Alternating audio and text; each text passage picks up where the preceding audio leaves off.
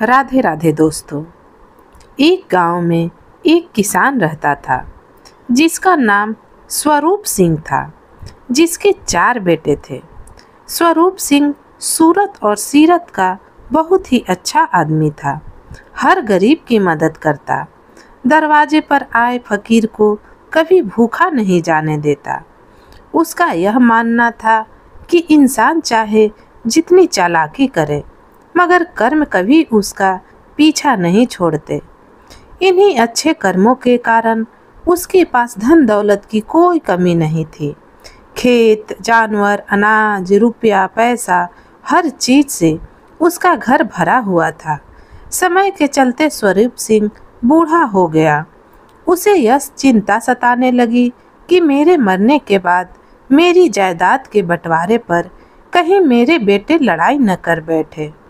कुछ समय बाद स्वरूप सिंह ऐसी बीमारी से घिरा कि अब उसकी जीने की उम्मीद ना रही।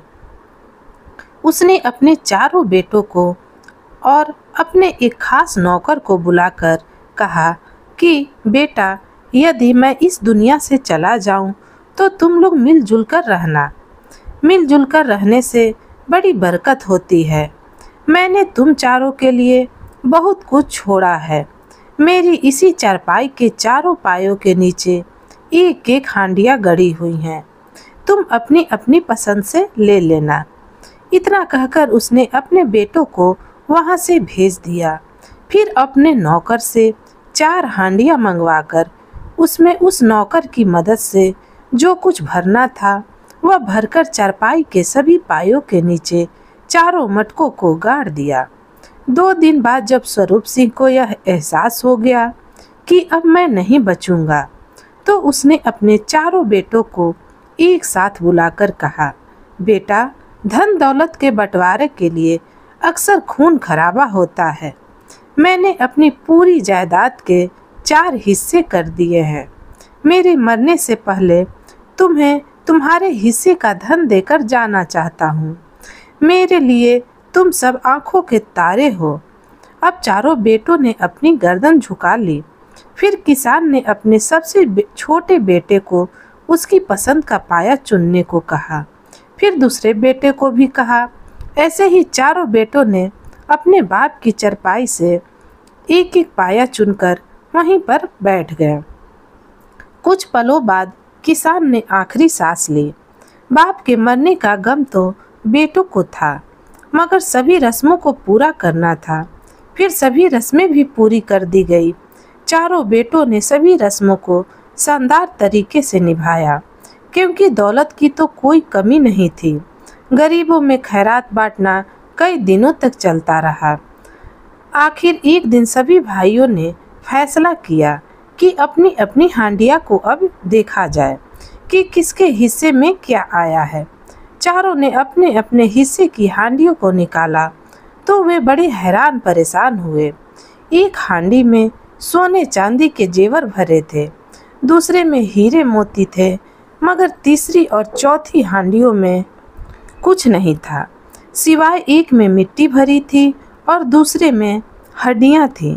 जिन 2 भाइयों को सोने और हीरों से भरी हांडियां मिली वे बड़े खुश हुए, जबकि मिट्टी और हड्डियों वाली हांडियां जिनके हिस्से में आई थी वे बड़े नाराज और दुखी थे। उन 2 भाइयों ने दोनों हांडियां लेने से साफ साफ मना कर दिया। वे सब यही सोच रहे थे कि हमारा बाप तो बड़ा ही समझदार आदमी था, फिर उन्होंने अपने बेटों के साथ ऐसा क्यों किया, जबकि 4 बेटे अपने बाप की बड़ी इज्जत करते थे। अब उन 4 भाइयों ने आपस में झगड़ने की बजाय किसी अक्लमंद आदमी की तलाश करने की सोची जो उनका यह मसला हल कर सके। खूब तलाश करने के बाद उन्हें ऐसा कोई आदमी नहीं मिला जो यह बता सके कि मिट्टी और हड्डियों वाली हांडियों का क्या राज है।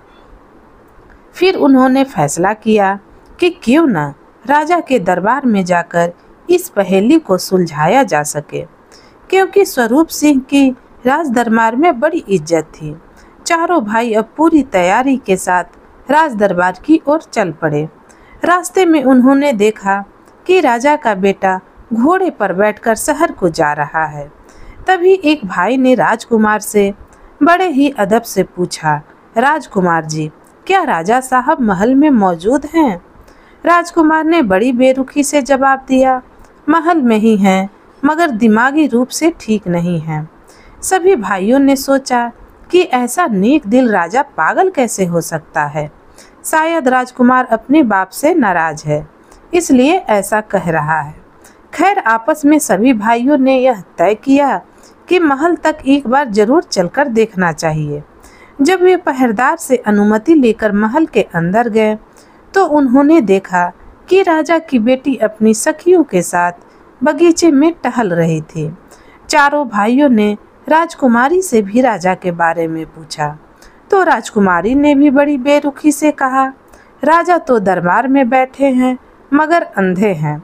यह सुना तो चारों भाइयों को बड़ी हैरानी हुई और ताज्जुब भी हुआ कि राजा का बेटा तो बाप को पागल बता रहा था और बेटी उसे अंधा बता रही है। जरूर कुछ ना कुछ तो बात है। चारों भाई कई वर्षों पहले राजमहल के एक कार्यक्रम में अपने बाप स्वरूप सिंह के साथ शामिल हुए थे। इसी कारण महारानी भी उन्हें अच्छी तरह से जानती पहचानती थी। इसलिए वे चारों भाई बेधड़क रानी से मिले तो रानी ने उन्हें अलग ही बात कही। 1 वर्ष पहले राजा की तो मौत हो चुकी है। चारों भाई फिर मायूस होकर वापस अपने घर को जाने लगे तो रानी ने उन्हें रोका और कहा, बेशक तुम राजा के पास जाओ, वे दरबार में ही हैं, लेकिन मेरे लिए तो वे 1 वर्ष पहले ही मर चुके हैं। अब चारों भाइयों की जान में जान आई। रानी ने अपनी 2 नौकरानियों के साथ उन सभी भाइयों को राजा के पास भेज दिया। जब वे राजा के पास पहुँचे तो दरबार में केवल एक आदमी ही राजा के पास बैठा था, जो राजा के साथ कुछ बातचीत कर रहा था। राजा ने उन्हें देखा तो तुरंत पहचान लिया कि यह तो स्वरूप सिंह के बेटे हैं। इसलिए राजा ने सम्मान के साथ उन्हें बैठाया। फिर राजा के पास बैठे आदमी को स्वरूप सिंह की खूबियां बताने लगा। बातों ही बातों में राजा को पता चला कि स्वरूप सिंह अब इस दुनिया में नहीं है। राजा को बड़ा अफसोस हुआ और इसी के साथ उन चारों भाइयों के महल में आने का कारण पूछा। तब बड़े भाई ने सारी कहानी बताई कि हम आपके पास क्यों आए हैं। राजा ने सारी बात सुनी मगर मुंह से कुछ नहीं कहा, बल्कि सोचते रहे कि आखिर स्वरूप सिंह किसान का मिट्टी और हांडियों से क्या मतलब हो सकता है।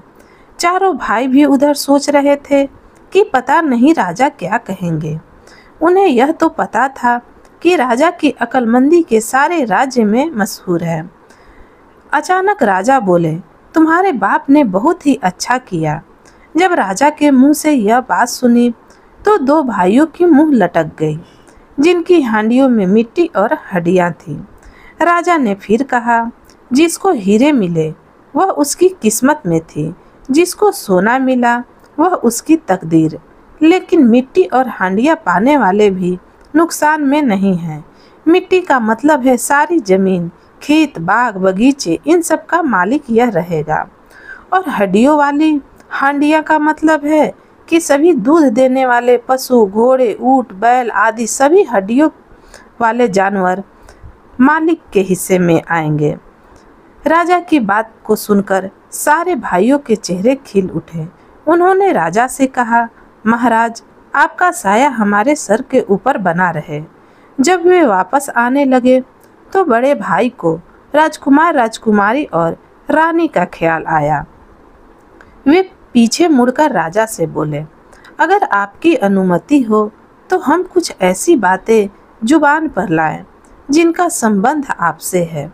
राजा ने कहा, हाँ, जो कुछ कहना है बेफिक्र होकर कहो। बड़े भाई ने फिर कहा, जब हम आपके पास आ रहे थे तो राजकुमार ने कहा कि आप दिमागी रूप से ठीक नहीं हैं। फिर राजकुमारी से मिले तो उन्होंने आपको अंधा कहा। रानी ने तो आपको इतना कहा कि कहते कहते आधी बात पर ही भाई रुक गया।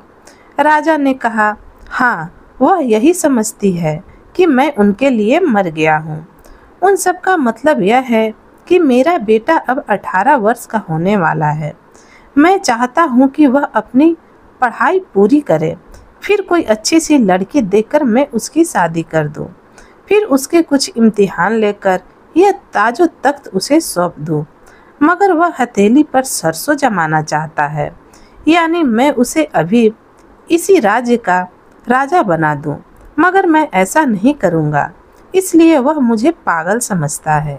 राजकुमारी के लिए भी मैं अच्छा लड़का देख रहा हूँ, ताकि उसके हाथ पीले कर सकूँ, क्योंकि अब वह जवान हो गई है। लेकिन वह अपनी पसंद के लड़के से शादी रचाना चाहती है। उसको सोचना है कि मुझे उसकी खुशियाँ दिखाई नहीं देती। रानी ने जो कुछ कहा, इसका कारण यह है कि 1 साल पहले मैं उसे सैर कराने ले जाता, मज़ेदार बातें करता था, साथ खाना खाता था। मगर हर रोज़ दरबार में हजारों शिकायतें और प्रार्थनाएं आती रहती। जब तक मैं उनकी शिकायतें सुनकर फैसला करता रहता हूँ, तो अब रात हो जाती है। हर समय दरबार में रहना पड़ता है, ताकि कोई मायूस वापस ना चला जाए। इसलिए रानी को मेरी कमी महसूस होती है। मगर उसे यह सोचना चाहिए कि भगवान ने यह तख्त मुझे ऐसा करने को नहीं दिया। जब तक प्रजा सुखी न हो जाए, तो मेरा सुख किस काम का है। राजा अपनी बात पूरी करके चुप हो गया। चारों भाई को अपने राजा पर बड़ा गुरूर हुआ। उन्होंने राजा से घर लौटने की आज्ञा मांगी, तो राजा ने कहा कि तुम सब भाई एकजुट होकर रहो। और यह कहकर राजा ने उन्हें जाने की आज्ञा दी। दोस्तों, अगर आपको यह कहानी पसंद आई तो प्लीज़ हमारे चैनल को लाइक करें, शेयर करें और सब्सक्राइब करें। धन्यवाद।